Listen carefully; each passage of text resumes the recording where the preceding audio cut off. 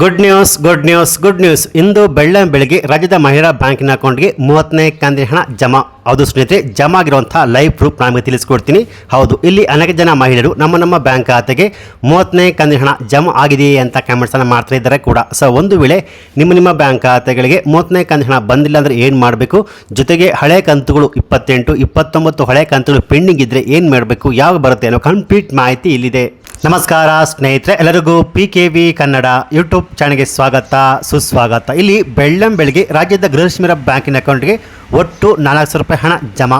ಹೌದು ಸ್ನೇಹಿತರೆ, ಇಲ್ಲಿ ಪೆಂಡಿಂಗ್ ಇರುವಂತಹ ಎಲ್ಲ ಕಂತುಗಳು ಹಣ ಜಮಾ ಆಗಿ 30ನೇ ಕಂತಿನ ಹಣ ಕೂಡ ಜಮಾ ಆಗಲು ಶುರು ಆಗಿದೆ.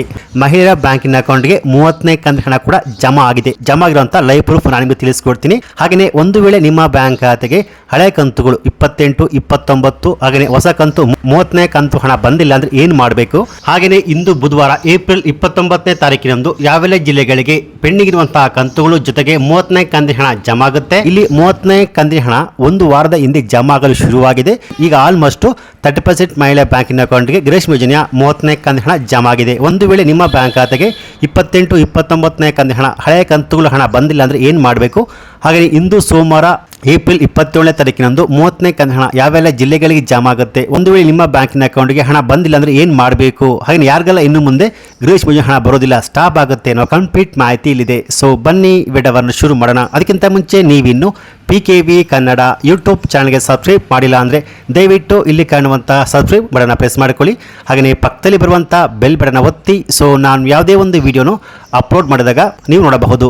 ಬನ್ನಿ ವಿಡಿಯೋವನ್ನು ಶುರು ಮಾಡೋಣ. ಹೌದು ಸ್ನೇಹಿತರೆ, ಇಲ್ಲಿ ರಾಜ್ಯ ಸರ್ಕಾರ ರಾಜ್ಯದ ಮಹಿಳಾ ಬ್ಯಾಂಕಿನ ಅಕೌಂಟ್ಗೆ ಕಳೆದ 2 ತಿಂಗಳಿನಿಂದ ಮಹಿಳಾ ಬ್ಯಾಂಕಿನ ಅಕೌಂಟ್ಗೆ ಹಣವನ್ನು ಸರಿಯಾಗಿ ಜಮಾ ಮಾಡುತ್ತಿದ್ದಾರೆ. ಹೌದು, ಇಲ್ಲಿ ಕಳೆದ 1 ವರ್ಷದಿಂದ ಸರಿಯಾಗಿ ಮಹಿಳಾ ಬ್ಯಾಂಕಿನ ಅಕೌಂಟ್ಗೆ ಹಣ ಜಮಾ ಆಗ್ತಿರ್ಲಿಲ್ಲ. ಆದರೆ ಇತ್ತೀಚೆಗೆ ಮುಂದಿನ ದಿನಗಳಲ್ಲಿ ಚುನಾವಣೆ ಇರುವ ಕಾರಣಕ್ಕೋ ಅಥವಾ ಏನಕ್ಕೆ ಗೊತ್ತಿಲ್ಲ, ಇಲ್ಲಿ ಮಹಿಳಾ ಬ್ಯಾಂಕಿನ ಅಕೌಂಟ್ಗೆ ಎಲ್ಲ ಕಂತುಗಳು ಹಣ ಜಮಾ ಆಗ್ತಿದೆ. ಹೌದು ಸ್ನೇಹಿತರೆ, ಇಲ್ಲಿ ಕಳೆದ 2 ತಿಂಗಳಿಂದ ಒಟ್ಟು 4 ಕಂತುಗಳ ಹಣ ಮಹಿಳಾ ಬ್ಯಾಂಕಿನ ಅಕೌಂಟ್ಗೆ ಜಮಾ ಆಗಿದೆ. ಹೌದು, ಇಲ್ಲಿ ಕಳೆದ 2 ತಿಂಗಳಿಂದ ಒಟ್ಟು 3 ಕಂತುಗಳು 27, 28, 29 ಪ್ಲಸ್ ಈ ತಿಂಗಳ 30ನೇ ಕಂತಿನ ಹಣ ಕೂಡ ಜಮಾ ಆಗಿದೆ. ಒಟ್ಟು ಆಲ್ಮೋಸ್ಟ್ 4 ಕಂತುಗಳು ಕಳೆದ 2 ತಿಂಗಳಿಂದ ಮಹಿಳಾ ಬ್ಯಾಂಕಿನ ಅಕೌಂಟ್ಗೆ ಜಮಾ ಆಗಿದೆ. ಹೌದು ಸ್ನೇಹಿತರೆ, ಸೊ ಕೊನೆಗೂ ಇಲ್ಲಿ ಪೆಂಡಿಂಗ್ ಇರುವಂತಹ ಎಲ್ಲ ಕಂತುಗಳು ಹಣ ಜಮಾ ಆಗಿ 30ನೇ ಕಂತಿನ ಹಣ ಕೂಡ ಆಲ್ಮೋಸ್ಟ್ 30% ಮಹಿಳಾ ಬ್ಯಾಂಕಿನ ಅಕೌಂಟ್ಗೆ 2,000 ರೂಪಾಯಿ ಜಮಾ ಆಗಿದೆ. ಒಂದು ವೇಳೆ ನಿಮ್ಮ ಬ್ಯಾಂಕ್ ಖಾತೆಗೆ 27, 28, 29 ಹಳೆಯ ಕಂತುಗಳು ಬಂದಿಲ್ಲ ಅಂದ್ರೆ ಏನಕ್ಕೆ ಬಂದಿಲ್ಲ ಅಂದ್ರೆ ಇಲ್ಲಿ ಕೆಲವೊಂದು ಟೆಕ್ನಿಕಲ್ ಸಮಸ್ಯೆ, ಹಾಗೆಯೇ ಕೆಲವೊಬ್ಬರದು IT GST, ಹಾಗೆಯೇ ಕೆಲವೊಬ್ಬರು ಜೀವಿತ ಪ್ರಮಾಣ ಪತ್ರ ಲೈಫ್ ಸರ್ಟಿಫಿಕೇಟ್ ಕೊಡಬೇಕು. ಇಲ್ಲಿ BPL ಅಥವಾ APL ರೇಷನ್ ಕಾರ್ಡ್ ಪಡೆದುಕೊಂಡು ಅವರ ಮನೆಯಲ್ಲಿ ಯಾರಾದರೂ IT GST ಫೈಲ್ ಮಾಡ್ತಾ ಇದ್ರೆ ಅವ್ರಿಗೆ ಇನ್ನು ಮುಂದೆ ಗೃಹಲಕ್ಷ್ಮಿ ಯೋಜನೆಯ ಯಾವುದೇ ಕಂತುಗಳು ಹಣ ಬರೋದಿಲ್ಲ. ಜೊತೆಗೆ ಅನ್ನಭಾಗ್ಯದ ಉಚಿತ ಅಕ್ಕಿ ಕೂಡ ಸ್ಟಾಪ್ ಆಗುತ್ತೆ. ಅವರ ಬ್ಯಾಂಕಿನ ಅಕೌಂಟ್ಗೆ ಪೋಸ್ಟ್ ಆಫೀಸ್ ಅಥವಾ SB ಅಕೌಂಟ್ಗೆ ಅವರ KYC ಆಧಾರ್ ಕಾರ್ಡ್ ಪ್ರತಿ 5 ವರ್ಷಕ್ಕೊಮ್ಮೆ ಆಧಾರ್ ಕಾರ್ಡ್ ಅಪ್ಡೇಟ್ ಮಾಡಿಕೊಳ್ಳಬೇಕು. ಹಾಗೆ ಇಲ್ಲಿ ಕೆಲವೊಂದು ಟೆಕ್ನಿಕಲ್ ಸಮಸ್ಯೆಯಿಂದನೂ ಕೂಡ ಮಹಿಳಾ ಬ್ಯಾಂಕಿನ ಅಕೌಂಟ್ಗೆ ಹಣ ಜಮಾ ಆಗಿಲ್ಲ. ಕೆಲ ಬಡವರು BPL ರೇಷನ್ ಕಾರ್ಡ್ ಪಡೆದರೂ ಕೂಡ ಅವರು ಶ್ರೀಮಂತರು IT GST ಫೈಲ್ ಮಾಡ್ತಾರೆ ಏನೋ ಕೆಲವೊಂದು ಟೆಕ್ನಿಕಲ್ ಸಮಸ್ಯೆಯಿಂದ ಅವರಿಗೆ ಹಣ ಜಮಾ ಆಗಿಲ್ಲ. ಸೊ ಆದಷ್ಟು ಬೇಗ ರಾಜ್ಯ ಸರ್ಕಾರ ಬಡವರಿಗೆ ಆದಷ್ಟು ಬೇಗ ಈ ಹಣ ತಲುಪಬೇಕು ಎನ್ನುವ ಉದ್ದೇಶದಿಂದ ರಾಜ್ಯ ಸರ್ಕಾರ ಯಾರು IT GST ಫೈಲ್ ಮಾಡ್ತಾರೋ ಅಂಥವ್ರಿಗೆ ಇನ್ನು ಮುಂದೆ ಈ ಸ್ಕೀಮ್ ಅಡಿಯಲ್ಲಿ ಹಣ ಅದು ಸ್ಟಾಪ್ ಆಗುತ್ತೆ. ಯಾರು ಕೂಡ IT GST ಫೈಲ್ ಮಾಡ್ತಿಲ್ಲ, ನೀವು ಬಡವರಾಗಿದ್ದರೆ ನಿಮ್ಮ ಬ್ಯಾಂಕಿನ ಅಕೌಂಟ್ಗೆ ಹಳೆ ಕಂತುಗಳು 27, 28, 29, 30 ಯಾವುದೇ ಕಂತು ಹಣ ಬಂದಿಲ್ಲ ಅಂದರೆ ಏನು ಮಾಡಬೇಕು ಅಂದರೆ ಸ್ನೇಹಿತರೆ, ನಿಮ್ಮ ಹತ್ತಿರದ ಮಹಿಳಾ ಮತ್ತು ಮಕ್ಕಳ ಕಲ್ಯಾಣ ಇಲಾಖೆ ಅಲ್ಲಿ ಭೇಟಿ ಕೊಟ್ಟು ನಿಮ್ಮ ಗೃಹಲಕ್ಷ್ಮಿ ಯೋಜನೆ ಅರ್ಜಿ ಫಾರಂ ಸ್ಟೇಟಸ್ನ ಒಮ್ಮೆ ಚೆಕ್ ಮಾಡಿಕೊಳ್ಳಿ. ಹಾಗೆಯೇ ನಿಮ್ಮ ಬ್ಯಾಂಕಿನ ಅಕೌಂಟ್ಗೆ ಹೋಗ್ಬಿಟ್ಟು ಅಲ್ಲಿ ಆಧಾರ್ ಕಾರ್ಡ್ ಅಪ್ಡೇಟ್ ಆಗಿದೆಯಾ, KYC ಆಗಿದೆ ಅಂತ ಚೆಕ್ ಮಾಡ್ಕೊಳ್ಳಿ. ಯಾವುದು ಪ್ರತಿಯೊಬ್ಬರು ಕೂಡ ಪ್ರತಿ 5 ವರ್ಷಕ್ಕೊಮ್ಮೆ ತಮ್ಮ ಆಧಾರ್ ಕಾರ್ಡ್ ಅಪ್ಡೇಟ್ ಮಾಡಿಕೊಳ್ಳಬೇಕು. ಹಾಗೆಯೇ ನಿಮ್ಮ ಆಧಾರ್ ಕಾರ್ಡ್ಗೆ ಲಿಂಕ್ ಆಗಿರೋ ಮೊಬೈಲ್ ನಂಬರು ನಿಮ್ಮ ಬ್ಯಾಂಕಿನ ಅಕೌಂಟ್ಗೆ ಲಿಂಕ್ ಮಾಡಿರಬೇಕು. ಯಾಕಂದರೆ ರಾಜ್ಯ ಸರ್ಕಾರ ಇರಬಹುದು ಅಥವಾ ಕೇಂದ್ರ ಸರ್ಕಾರ ಇರಬಹುದು, ನಿಮ್ಮ ಬ್ಯಾಂಕಿನ ಅಕೌಂಟ್ಗೆ ಮೊಬೈಲ್ ನಂಬರ್ ಲಿಂಕ್ ಆಗಿರುವಂಥ DBT ಆ್ಯಪ್ ಮೂಲಕವೇ ನಿಮ್ಮ ಬ್ಯಾಂಕಿನ ಅಕೌಂಟ್ಗೆ ಹಣವನ್ನು ವರ್ಗಾವಣೆ ಮಾಡುತ್ತದೆ. ಸೊ ಹೀಗಾಗಿ ಪ್ರತಿಯೊಬ್ಬರು ಕೂಡ ನಿಮ್ಮ ಬ್ಯಾಂಕಿನ ಅಕೌಂಟ್ಗೆ ನಿಮ್ಮ ಆಧಾರ್ ಕಾರ್ಡ್ ನಂಬರು ಲಿಂಕ್ ಆಗಿರಬೇಕು ಸ್ನೇಹಿತರೆ. ಸೊ ಇಲ್ಲಿ 30ನೇ ಕಂತಿನ ಹಣ ಆಲ್ಮೋಸ್ಟ್ 30% ಮಹಿಳಾ ಬ್ಯಾಂಕಿನ ಅಕೌಂಟ್ಗೆ ಜಮಾ ಆಗಿದೆ. ಹೌದು ಸ್ನೇಹಿತರೆ, ನೀವಿಲ್ಲಿ ಲೈವ್ ಆಗಿ ನೋಡಬಹುದು.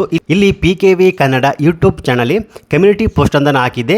30ನೇ ಕಂತಿನ ಹಣ ಜಮಾ ಆಗಿದೆ ಅಂತ. ಇಲ್ಲಿ 24% ಮಹಿಳೆಯರು ನಮ್ಮ ಬ್ಯಾಂಕ್ ಖಾತೆಗೆ 30ನೇ ಕಂತಿನ ಹಣ ಜಮಾ ಆಗಿದೆ ಅಂತ ಕಮೆಂಟ್ಸ್ ಅನ್ನು ಮಾಡ್ತಾನೆ ಇದ್ದಾರೆ.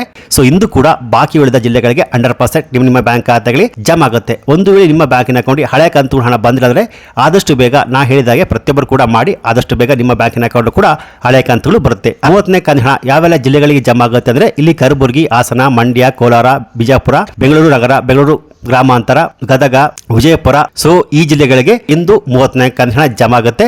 ಉಳಿದ ಜಿಲ್ಲೆಗಳಿಗೂ ಹಂತ ಹಂತವಾಗಿ ಇನ್ನೊಂದು ವಾರದ ಒಳಗಾಗಿ ಅಂದ್ರೆ ಇದೇ ತಿಂಗಳ ಅಂತ್ಯದೊಳಗೆ ನಿಮ್ಮ ಬ್ಯಾಂಕ್ ಖಾತೆಗಳಿಗೂ 34 ಕಂತಿನ ಹಣ ಜಮಾ ಆಗುತ್ತೆ ಸ್ನೇಹಿತರೆ. ಸೊ ನಿಮ್ಮ ಬ್ಯಾಂಕಿನ ಅಕೌಂಟ್ ಕೂಡ 28, 29 ಜಮಾ ಆಗಿದೆ. 34 ಕಂತಿನ ಹಣ ಜಮಾ ಆಗಿದ್ರೆ ಈ ಮಾಹಿತಿಗೆ ಒಂದು ಲೈಕ್ ಕೊಟ್ಟು ನಿಮ್ಮ ಊರಿನ ಹೆಸರನ್ನು ಕಮೆಂಟ್ ಮಾಡಿ ಹಣ ಜಮಾ ಆಗಿದೆ ಅಂತ ಕಮೆಂಟ್ಸ್ ಅನ್ನು ಮಾಡಬಹುದು. ಒಂದು ವೇಳೆ ಜಮಾ ಆಗಿಲ್ಲ ಅಂದ್ರೆ ಈ ಮಾಹಿತಿಗೆ ಒಂದು ಲೈಕ್ ಕೊಟ್ಟು ಹಣ ಜಮಾ ಆಗಿಲ್ಲ ಅಂತ ನಿಮ್ಮ ಊರಿನ ಹೆಸರನ್ನು ಕಮೆಂಟ್ ಮಾಡಿ. ಹಾಗೆಯೇ ಇದೇ ರೀತಿಯಾದ ಉಪಯುಕ್ತ ಮಾಹಿತಿಗಳಿಗೆ ಕೂಡಲೇ PKV ಕನ್ನಡ ಯೂಟ್ಯೂಬ್ ಚಾನಲ್ಗೆ ಸಬ್ಸ್ಕ್ರೈಬ್ ಮಾಡಿ, ಸಪೋರ್ಟ್ ಮಾಡಿ. Thanks for watching.